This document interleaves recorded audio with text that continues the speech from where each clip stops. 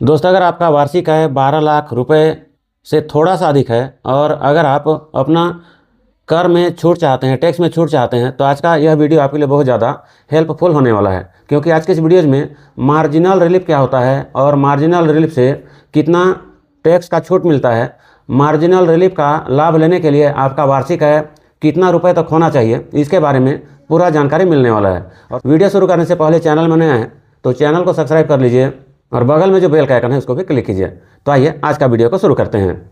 एक कर्मचारी हैं जिनका मार्च 2025 में मूल वेतन 64,100 रुपये था और फरवरी 2026 में 66,000 रुपया मूल वेतन हो गया है, जिसके आधार पर इनका जो वार्षिक आय है यह 12,76,520 रुपया हो गया है। तो आज के इस वीडियोज में 12,76,520 अर्थात 12 लाख से अधिक वार्षिक आय है, उस स्थिति में आयकर का गणना किस प्रकार से करेंगे। तो यहाँ पर हमने आयकर का गणना पत्रक वित्तीय वर्ष 2025-26 को ओपन कर लिया है। यहाँ पर आपको आपका नाम इत्यादि जितने भी सामान्य जानकारी हैं उसको आपको फिल कर लेना है। उसके बाद यहाँ जो दूसरा नंबर है सकल वेतन, यहाँ पर सभी प्रकार का DA, HRA, medical allowance, travel allowance, जितने भी प्रकार के आपको भत्ते मिलते हैं उन सब को जोड़ने के बाद आपको आपका जो सकल वेतन है उसको यहाँ पर दर्ज कर देना है। तो यहाँ पर इन कर्मचारी के मामले में इनका जो सकल वेतन है यह 12,76,520 रुपया है। तो इस प्रकार से यहाँ पर योग क्रमांक 2 से 4 तक कुल है 12,76,520 रुपया यहाँ पर आ गया है। उसके बाद में अगले ऑप्शन में कुल आय से कटौतियाँ, यहाँ अगर आप न्यू रिजिम में जाते हैं तो आपको सिर्फ 75,000 रुपये तक का छूट मिलता है, जिसको मानक कटौती कहा जाता है, स्टैंडर्ड डिडक्शन कहा जाता है। तो इन कर्मचारी के मामले में इनका 12,76,520 रुपये में 75,000 का लाभ मिला है, तो यहाँ पर इसको माइनस कर देंगे। यहाँ 12,76,520 रुपये में 75,000 को माइनस कर दिए तो जो कर योग्य आय है यह 12,01,520 रुपया हो गया है। तो इसी राशि पर इन कर्मचारी का आय का गणना होगा और यहीं पर इसी के आधार पर इनका टैक्स का कैलकुलेशन भी करेंगे। तो इसका कैलकुलेशन करने के लिए आय पर कर जो है वो इस स्लिप के अनुसार करना है, जहां 0 रुपया से 4 लाख रुपए तक यहाँ पर जो राशि है इसमें किसी प्रकार से कर नहीं लगना है, इसलिए यह यहाँ पर नील हो गया है। उसके बाद 4,01,000 से लेकर के 8 लाख तक कुल यह 4 लाख रुपये हो जाता है, जिसका 5% यहाँ पर एक्सेल सीट का यूज करके हमने 4 लाख का 5% निकाला है, जो कि यहाँ पर 20,000 रुपया हो जाता है। इसी प्रकार से 8,01,000 से लेकर के 12 लाख तक जो राशि है यहाँ पर 12,01,520 में से यहाँ पर 4 लाख रुपया कम हो गया, यहाँ पर 4 लाख कम हो गया। अब यहाँ पर जो 4 लाख बचा है उसका यहाँ पर 10% कैलकुलेट किया गया है, जो कि यहाँ पर 4 लाख का 10% यहाँ पर 40,000 रुपया हो गया है। इसी प्रकार से अब यहाँ पर 12 लाख तक कंप्लीट हो गया है। अब यहाँ पर जो अतिरिक्त राशि है यह 1,520 रुपया है, जो कि 12 लाख से अधिक है, जिसका यहाँ पर 15% निकाला गया है, जो 228 रुपया हो गया है। यहाँ पर 20,000, 40,000 और 228 रुपया को जोड़ दिए, प्लस कर दिए हैं, जिसके बाद यह जो कर योग्य राशि है यह 60,228 रुपया हो गया है। तो आपको यहाँ पर आपका जो गणना पत्रक होगा उसमें इस प्रकार से नहीं लिखना है, आपको सिर्फ यहाँ पर जो अमाउंट है, जो राशि है, उसी को लिखना है। इसको आपको एक्सप्लेन करने के लिए, बताने के लिए यहाँ पर लिखा गया है। तो अगला नंबर है 12 लाख आय तक 60,000 टैक्स पर छूट।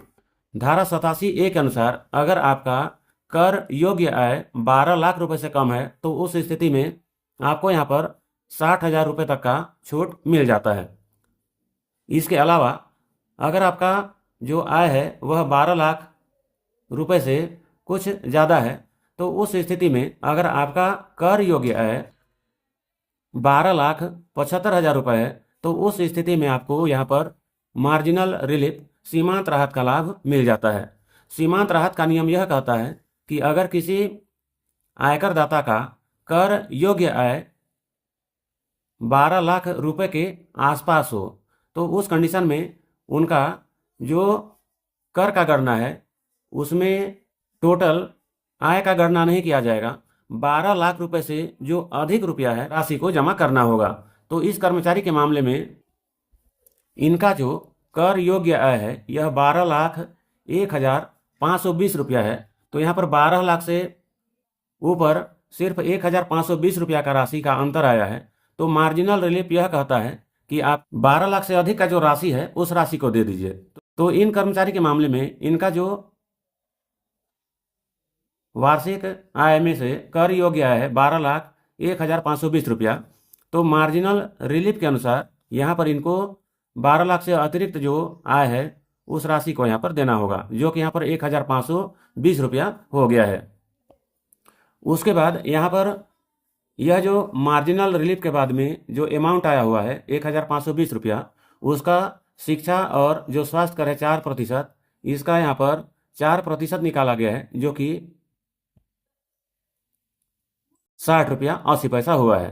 तो यहाँ पर भुगतान योग्य कुल आयकर है यह 1,520 में 60 रुपया जोड़ दिए तो यहाँ पर यह 1,580 रुपया हो गया है। तो यहाँ पर 1,580 रुपया जो है उसके बाद में 80 पैसा का जो अतिरिक्त भार आया है इसको गिनती नहीं किया जाता है, और यहाँ पर 1,580 रुपया जो है इस कर्मचारी का इस वर्ष का कर योग्य राशि होगा। अगले ऑप्शन में अगर पहले से टैक्स का भुगतान किए हैं, पहले से अग्रिम राशि कटौती हुआ है तो उस कंडीशन में उसको यहाँ पर एंटर करना है, और नहीं हुआ है तो यहाँ पर जो राशि आया है यही राशि इस कर्मचारी के मामले में यहाँ पर 1,580 रुपया शेष कर के रूप में आ जाएगा। अगले ऑप्शन में यहाँ पर आयकरदाता का हस्ताक्षर रहना है, यहाँ पर नाम और पदनाम को लिखना है और विभाग का चयन कर देना है। तो कुछ इस प्रकार से सीमांत राहत के कारण जहाँ इनका कर 60,228 रुपया हो रहा था, सीमांत राहत के कारण मार्जिनल रिलीफ के कारण 60,000 का छूट मिलते हुए इनको सिर्फ 1,520 रुपया और उसका 4% 60 रुपया 80 पैसा के दर से 1,580 रुपया कर के रूप में देना हो रहा है। तो यहाँ पर इसका जांच आप इनकम टैक्स का जो कैलकुलेटर होता है वहाँ से भी कर सकते हैं। तो दोस्तों इस प्रकार से आप मार्जिनल रिलीफ का लाभ ले सकते हैं अगर आपका सकल वेतन 12 लाख से ज़्यादा है और आपका कर योग्य है 12 लाख के आसपास है। तो इसका बेनिफिट उन लोगों को मिलता है जिनका वार्षिक आय सकल वेतन 12 लाख से थोड़ा सा ज़्यादा होता है। तो ये मार्जिनल रिलीफ होता है जिसका आपको बेनिफिट मिल सकता है। तो इसके संबंध में अगर आपके मन में कोई सवाल है तो आप नीचे कमेंट बॉक्स में कमेंट कर सकते हैं। जानकारी बढ़िया लगा तो वीडियो को आप लाइक करें, शेयर करें। चैनल में अगर आप नए हैं तो चैनल को सब्सक्राइब करें।